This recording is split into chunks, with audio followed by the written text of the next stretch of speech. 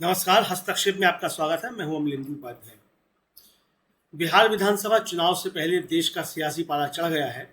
BJP और चुनाव आयोग पर उठे सवालों ने पूरे चुनावी परिदृश्य को हिला दिया है।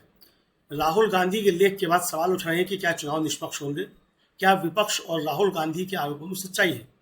इस वीडियो में देखें बीजेपी की रणनीति पर उठते सवाल, चुनाव आयोग की भूमिका पर राहुल गांधी का हमला और लोकतंत्र को बचाने की चुनौती। पूरा सच जानने के लिए वीडियो अंत तक देखें और अपनी राय कमेंट में जरूर बताएं। चैनल को सब्सक्राइब करें और बेल आइकन दबाएं ताकि हर बड़ा राजनीतिक अपडेट आप तक पहुंचे समय से पहले।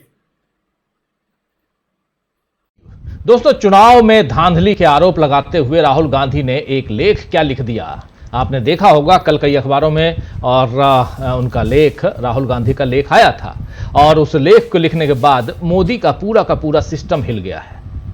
कल से बीजेपी और एनडीए नेताओं की प्रतिक्रियाएं आ रही हैं कि राहुल गांधी जो हैं वो कानून का, संवैधानिक संस्थाओं का और यहां तक कि मतदाताओं का अपमान करते हैं। और आज अखबारों में बीजेपी नेताओं के लेख भी इस मुद्दे पर आ गए। कल तो बयान दे रहे थे सब और आज लेख भी लिख डाले, राहुल गांधी पर प्रतिक्रिया दे रहे हैं। जब राहुल के आरोपों में दम नहीं है तो फिर बीजेपी को परेशानी किस बात से है? जब बीजेपी यह मानती है कि जनता बार बार कांग्रेस को नकार रही है तो फिर बीजेपी को क्यों इस बात की फिक्र है कि जनता से नकारे हुए राहुल गांधी क्या कह रहे हैं, क्या लिख रहे हैं? और में चुनाव आयोग का रवैया भी आश्चर्य में डालता है। कल पहले खबर आई कि चुनाव आयोग ने राहुल गांधी के आरोपों पर बिंदुवार जवाब दिया है, लेकिन उस पर किसी का नाम या हस्ताक्षर नहीं था। तो कांग्रेस ने फिर सवाल उठाए कि यह जवाब आखिर किसकी तरफ से आया है। आपको याद होगा कल जब हम लोग राहुल गांधी के ट्वीट को, जो फाइनल ट्वीट जब हम लोग इसी कार्यक्रम में आपके सामने रख रहे थे, तो उसमें भी राहुल गांधी ने लिखा था कि जो जवाब आया है, बिना हस्ताक्षर का जो जवाब आया है, वो आखिर क्या? पहले तो चुनाव आयोग ये बताए कि सचमुच वो चुनाव आयोग का है या चुनाव आयोग ने बिना हस्ताक्षर का जवाब कैसे दिया है? आयोग ने बिना हस्ताक्षर का जवाब कैसे दिया है? अब आज खबर आई है कि चुनाव आयोग ने कहा है कि राहुल गांधी की चिंताओं पर औपचारिक जवाब तभी दिया जा सकता है जब वो आयोग को लिखकर शिकायत भेजे। अब तक उन्होंने न तो कोई पत्र भेजा है और न ही मिलने का समय मांगा है। सूत्रों के हवाले से यह भी कहा गया है कि कांग्रेस पार्टी को 15 मई 2025 को आयोग से, यानी चुनाव आयोग से मिलने का बुलावा भेजा गया था, लेकिन राहुल गांधी मिलने से बचने की कोशिश की उन्होंने और समय की मांग की कि और समय दीजिए। चुनाव आयोग का कहना है कि लेख को राहुल गांधी की औपचारिक शिकायत नहीं माना जा सकता। और यह बहुत ही दिलचस्प है कि राहुल गांधी एक तरफ कहते हैं कि उनके द्वारा उठाए जा रहे मुद्दे बहुत गंभीर हैं, लेकिन जब उन्हें चुनाव आयोग को लिखित रूप से बताने की बात आती है तो वो पीछे हट जाते हैं। ये सूत्रों के हवाले से, ये जो बात मैं रख रहा हूं, सूत्रों के हवाले से अखबारों में, मीडिया हाउसेस में, अलग अलग वेबसाइट्स पे ये बातें चल रही हैं। मैं अपनी बात नहीं कह रहा हूं, ये बातें चल रही हैं मीडिया के हवाले से और चुनाव आयोग के हवाले से। अब इस बारे में कुछ निश्चित तौर पर नहीं कहा जा सकता है दोस्तों कि यह सब वाकई चुनाव आयोग का आधिकारिक बयान है या फिर बीजेपी समर्थित मीडिया इसे अपनी तरफ से गढ़कर पेश कर रहा है, क्योंकि चुनाव आयोग के सोशल मीडिया प्लेटफॉर्म पर भी इस बारे में अभी तक कुछ नहीं कहा गया है। अलबत्ता मुख्य चुनाव आयुक्त ज्ञानेश कुमार, जो राजीव कुमार को रिप्लेस कर चुके हैं, ज्ञानेश कुमार इस समय स्वीडन की राजधानी स्टॉकहोम में है और वहां भारतीय समुदाय से मिल रहे हैं। इसकी जानकारी हम तक आई है, आप तक भी आई होगी कि ज्ञानेश कुमार अभी हिंदुस्तान में नहीं है, स्टॉकहोम में है, स्वीडन में है। तो अगर चुनाव आयोग वाकई औपचारिक तरीके से पूछे गए सवालों का जवाब देने की नीयत रखता है तो फिर उसे इस बारे में अधिकृत बयान भी देना चाहिए। कब तक सूत्रों के हवाले से चुनाव आयोग देश के लोकतंत्र को उलझाएगा, या सूत्रों के हवाले से मीडिया जो है, गोदी मीडिया, वो लोकतंत्र को उलझाता रहेगा? सवाल यह भी है कि चुनाव आयोग ने अगर कल जवाब नहीं दिया है तो फिर जिस एजेंसी या व्यक्ति ने चुनाव आयोग का जवाब बताकर सारी बातें लिखी थी, क्या आयोग उससे भी कोई सवाल करेगा कि किस हक से उसने ऐसा किया? यह जो चिट्ठी है, ये जो जिसको राहुल गांधी ने भी शेयर किया था और पूछा था, हम लोगों ने भी इसके एक दो पार्ट को आप तक रखा था, इसी में कहीं ऊपर नीचे, कहीं यहां वहां, कहीं भी कुछ भी चुनाव आयोग की तरफ से नहीं लिखा हुआ है। यानी चुनाव आयोग का न लेटर पैड है, न ही इस पर चुनाव आयोग के किसी अधिकारी का सिग्नेचर है। लेकिन इसे जारी करने वाली जो एजेंसी है, उस एजेंसी ने कहां से इसको जारी किया, क्या चुनाव आयोग यह पता करेगा?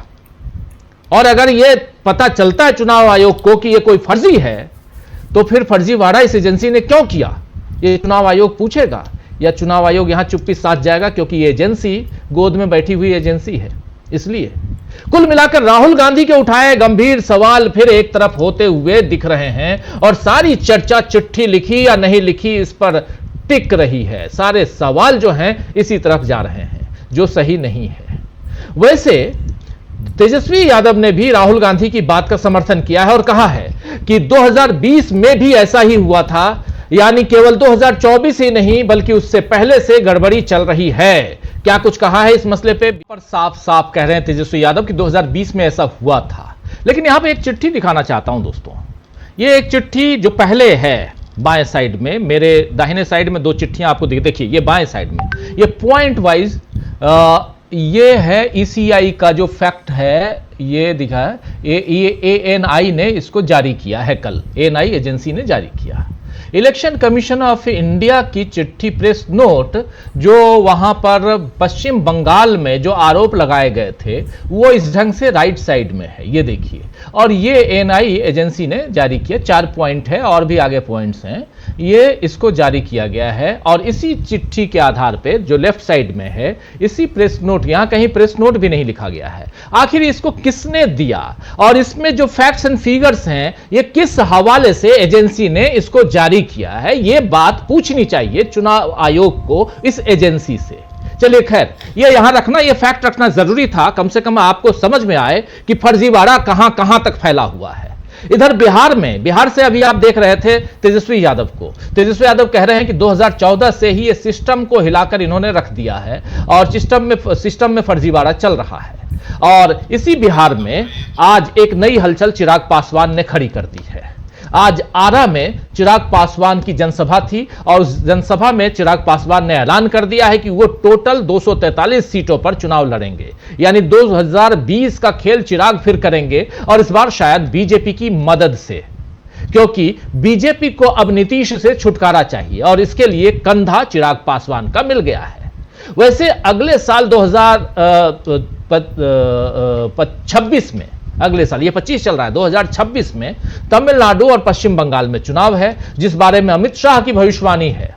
अमित शाह जी आज थे उधर, तमिलनाडु में थे, भाषण दे रहे थे और वहां कह रहे थे कि मैं भविष्यवाणी कर रहा हूं कि इस बार बिहार और पश्चिम बंगाल हम जीतेंगे। दिल्ली अभी सत्ता पर आए हैं, दिल्ली में अभी सत्ता पर आए हैं और अगले साल इन दोनों राज्यों में हम सरकार बनाएंगे। ये बात अमित शाह ने कही है तमिलनाडु में।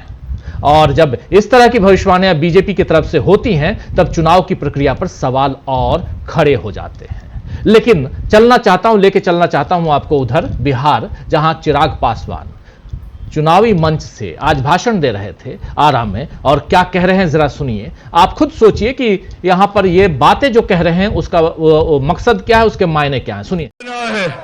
मैं चाहता हूं कि बिहार के किसी युवा को बिहार छोड़कर बिहार से बाहर शिक्षा या रोजगार के लिए ना जाना पड़े।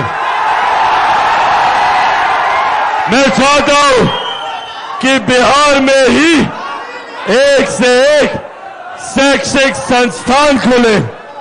मैं चाहता हूं कि बिहार में ही रोजगार के अवसर मिले, यहां पे कारखाने खुले।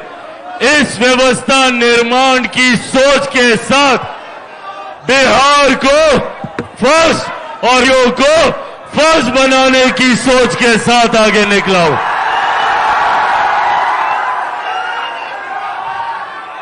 साथियों, इस संघर्ष में कई चुनौतियों का सामना किया। संभवतः भविष्य में भी कई और चुनौतियां आएंगी। इन लोगों ने बिहार फर्स्ट, बिहारी फर्स्ट की सोच को समाप्त करने के लिए चिराग पासवान को ही समाप्त करने की भूमिका बनाने का काम किया।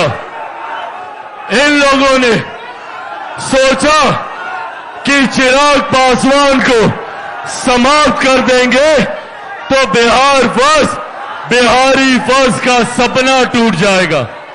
और मुझे समाप्त करने के लिए बड़ी बड़ी ताकतों ने, बड़ी बड़ी शक्तियों ने पूरी जोर आजमाइश कर ली। मेरी पार्टी तोड़ी, मेरे परिवार को तोड़ा, मुझे घर से बाहर निकाला। पर जो लोग ये सोचते हैं कि इन बातों से चिराग पासवान टूट जाएगा, चिराग पासवान घबरा जाएगा, वो लोग भूल जाते हैं कि चिराग पासवान शेर का बेटा है, रामविलास पासवान का बेटा है। भैया नाम है। चलिए, यहां दहाड़ने की कोशिश कर रहे हैं चिराग पासवान, लेकिन इसी में आगे चिराग पासवान कहते हैं कि मैं भी चुनाव, उसको भी सुना देंगे आपको, लेकिन कह रहे हैं वहां पे कि मैं खुद चुनाव लड़ूंगा और साथ साथ पूरे 243 सीटों पर चुनाव लड़ूंगा। आरा में आज चिराग पासवान, लेकिन इसके मायने क्या हैं वो समझेंगे हम, और जरा उस बाइट को भी आपको सुनाएंगे थोड़ी देर में। खैर, चुनाव की तैयारियों और दावों के बीच अब एक और चिंता की बात मणिपुर से आई है दोस्तों, जहां हिंसा भड़कने पर फिर 5 जिलों में कर्फ्यू लगाया गया है। और इस बारे में आज प्रियंका गांधी ने ट्वीट किया है और कई सारे सवाल प्रधानमंत्री नरेंद्र मोदी से प्रियंका गांधी ने पूछे हैं। प्रियंका गांधी ट्वीट में क्या कुछ लिखती हैं, जरा वो आपको बता देता हूं। प्रियंका गांधी ट्वीट में लिखती हैं कि मणिपुर एक बार फिर से हिंसा की चपेट में है।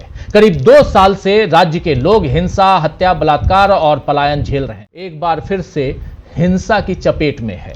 करीब 2 साल से राज्य के लोग हिंसा, हत्या, बलात्कार और पलायन झेल रहे हैं। सैकड़ों मौतें हो चुकी हैं, हजारों लोग बेघर हैं। आखिर क्या कारण है कि केंद्र का शासन होने के बावजूद वहां शांति बहाली नहीं हो पा रही है? प्रधानमंत्री जी, मणिपुर को उसके हाल पर क्यों छोड़ दिया है? आज तक न वे मणिपुर गए, न राज्य के किसी प्रतिनिधि से मिले, न कभी शांति की अपील की और न ही कोई ठोस प्रयास किया। ये संवेदनहीन और गैर जिम्मेदार रवैया किसी लोकतंत्र के लिए अत्यंत दुर्भाग्यपूर्ण है। प्रधानमंत्री जी की जिम्मेदारी है कि वे देशवासियों के लिए शांति सुरक्षा सुनिश्चित करें। इससे पीछे हटना अपने कर्तव्य से मुंह मोड़ना है। ये बात यहां प्रियंका गांधी लिख रही हैं। तो चुनाव आयोग से लेकर प्रधानमंत्री तक को उनके कर्तव्य याद दिलाए जा रहे हैं। क्या 11 सालों की मोदी सरकार की यही उपलब्धि है?